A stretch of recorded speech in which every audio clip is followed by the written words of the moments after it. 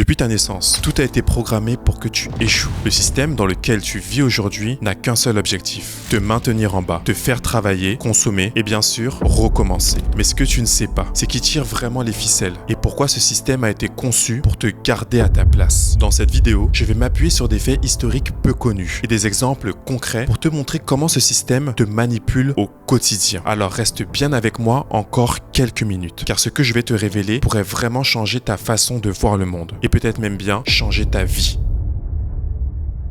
Pour comprendre, il faut remonter à la révolution industrielle. Vers la fin du XVIIIe siècle, l'Europe, notamment la France et l'Angleterre, a connu un essor économique sans précédent. Mais cet essor avait un prix. Il fallait une main-d'œuvre massive, disciplinée, mais surtout obéissante. L'industrialisation nécessitait des travailleurs capables d'accomplir des tâches répétitives sans bien sûr jamais poser de questions. En France, le code civil instauré par Napoléon en 1804 ne se limitait pas seulement à organiser les lois. Il établissait aussi un ordre social où chacun avait une place bien définie. Il renforçait l'idée que les travailleurs devaient rester à leur niveau tandis que les élites continuaient à prospérer. Mais ce n'était qu'une partie du plan. Les grandes fortunes de l'époque, comme la famille Schneider, qui dirigeait des industries sidérurgiques, avaient besoin de travailleurs qualifiés mais dociles. Ces industriels influençaient directement la manière dont le système éducatif et social était structuré pour mieux alimenter leur usine. Peut-être que maintenant, tu te demandes pourquoi tu ressens cette pression constante. Pourquoi, malgré tous tes efforts, tu n'arrives jamais à vraiment avancer? Eh bien, la réponse est simple. Tout a été orchestré pour que tu sois une pièce remplaçable dans cette immense usine. Imagine que tu es sur un tapis roulant. Tu cours, tu te donnes à fond, mais tu restes toujours au même endroit. Pendant ce temps, quelqu'un d'autre contrôle la vitesse, récoltant ainsi les fruits de tes efforts. C'est exactement ce que fait ce système. Il commence à te façonner bien plus tôt, et je dirais même dès ton plus jeune âge.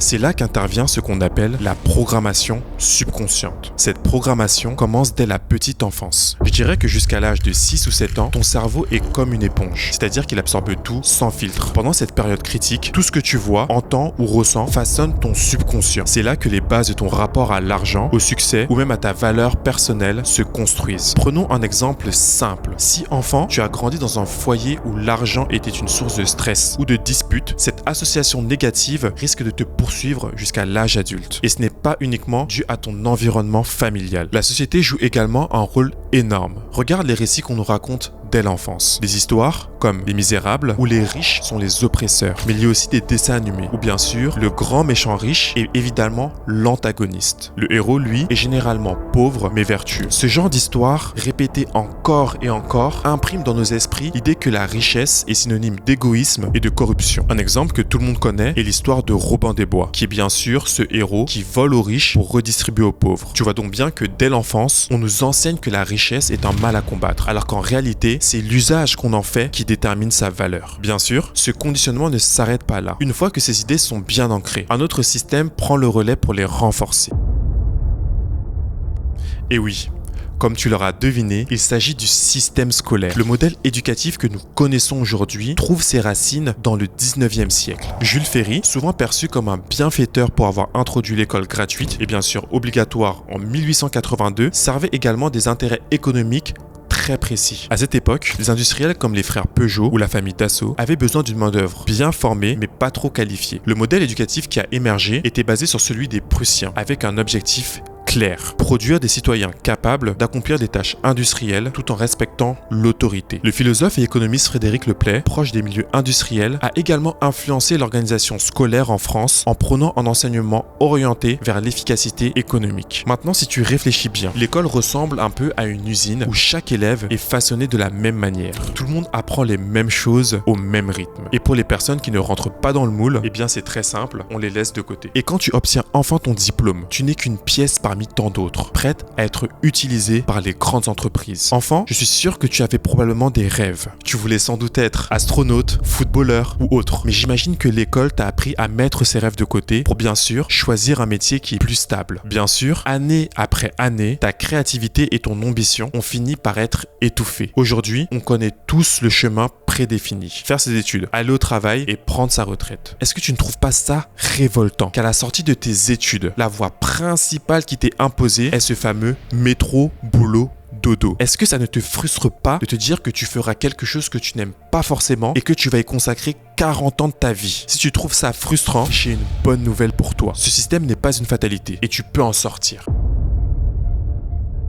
Dans cette dernière étape, je vais maintenant t'expliquer comment reprendre le contrôle de ta vie. Je vais être clair et direct avec toi. Pour que cette dernière étape soit vraiment efficace, tu devras commencer par changer ton état d'esprit. C'est simple, tant que tu crois que tu es destiné à échouer, tu resteras bloqué. Mais le jour où tu décides de croire que tu peux réussir, tu ouvres une porte vers un nouveau monde. Ce monde, c'est celui où tu deviens le maître de ta vie, le maître de ton propre destin. La clé, c'est de comprendre que tu n'as pas à suivre le chemin tout tracé par le système. Tu peux bien évidemment créer ta propre réalité. C'est pour ça que la première action que tu dois mettre en place est d'identifier tes forces. Tout le monde a un talent, une compétence qui peut apporter de la valeur, que ce soit dans la communication, la création de contenu, le montage vidéo ou même un savoir-faire spécifique, comme la cuisine ou encore le bricolage. Il y a toujours un domaine où tu peux bien sûr exceller. Une fois que tu as trouvé ce domaine, il faut maintenant agir. Et quand je te dis d'agir, c'est tout de suite. Pas demain ni la semaine prochaine, mais maintenant. Et ce n'est pas grave si tu pars de rien. Il ne faut pas te mettre de pression. Le plus important, c'est de faire ce premier pas. Chaque grande réussite commence par une première action, aussi minime soit-elle. Pense à Kylian Mbappé, par exemple. Son talent pour le football était évident dès l'enfance. Mais ce talent brut, il l'a transformé par un travail acharné et une discipline rigoureuse. Chaque entraînement, chaque match était une opportunité pour s'améliorer. Et aujourd'hui, il est considéré comme l'un des meilleurs joueurs au monde parce qu'il a su cultiver son talent et en faire une force. Maintenant que c'est clair, la deuxième action que tu dois absolument mettre en place est de te concentrer sur la création de valeur. Comme tu le sais, la plupart des gens consomment quelque chose, soit des produits, soit des services ou même du contenu en ligne. Mais ceux qui réussissent vraiment sont bien sûr ceux qui produisent. Ils utilisent leurs compétences pour répondre à des besoins, résoudre des problèmes et aider les autres. Alors peu importe ton domaine, demande-toi simplement comment tu peux apporter de la valeur aux gens. Une fois que tu as la réponse, mets-toi simplement au travail. N'oublie pas aussi que pour continuer à avancer, tu dois constamment te former et apprendre de nouvelles choses. Le monde va très vite et si tu veux rester dans l'air du temps, tu dois apprendre, t'adapter et bien sûr évoluer. Lis des livres et entoure-toi des personnes qui te poussent à aller plus loin. Sache que ce que tu vas apprendre aujourd'hui pourra devenir ton plus grand atout. Et bien sûr ça, personne ne pourra jamais te le retirer. Pour finir, souviens-toi que pour réaliser tout ça, tu dois croire en ta vision. Tout commence par une idée, une image de la vie que tu veux créer, de la vie que tu désires. Visualise-la clairement et travaille chaque jour pour la transformer en réalité. Peu importe d'où tu pars, tu peux réussir. Mais bien sûr, ce ne sera pas facile. Dans tous les cas, sache que c'est possible. Et quand tu seras sur ce chemin, tu réaliseras que la vraie liberté ne se donne pas. Elle se mérite et se conquiert, un pas à la fois. En tout cas, si cette vidéo a pu t'aider, ne serait-ce qu'un tout petit peu, laisse un commentaire juste en dessous avec tes réflexions. Et si tu veux en savoir plus, like cette vidéo et abonne-toi pour rejoindre ceux qui refusent d'échouer.